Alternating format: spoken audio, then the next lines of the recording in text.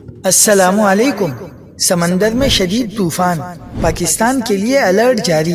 خلیجی بنگال میں طوفان جواد بننے کا امکان ہے، محکمہ موسمیات نے خبردار کر دیا۔ کیا آپ حالات حاضرہ سے آگاہی حاصل کرنا چاہتے ہیں؟ خبر کے پیچھے چھپے اصل حقائق جاننا چاہتے ہیں تو ابھی سبسکرائب کیجئے جلمل پاکستان کو اور ساتھ ہی گھنٹی کے نشان پر کلک کر دیں۔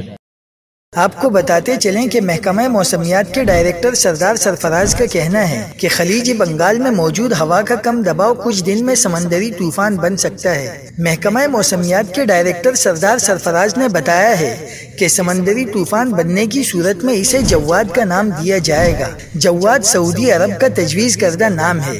سردار سرفراز کا مزید کہنا تھا کہ سمندری طوفان جواد سے پاکستان کے ساحلی علاقوں کو کوئی خطرہ نہیں، تاہم کراچی میں آئندہ چند روز میں موسم سرد ہونے کا امکان ہے۔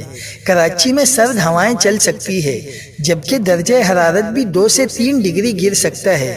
دوسری جانب ماہر موسمیات جیسن نکولس کا کہنا ہے کہ آندھرا پردیش، اڑیسہ، مغربی بنگال اور بنگلہ دیش اس طوفان سے متاثر ہو سکتے ہیں۔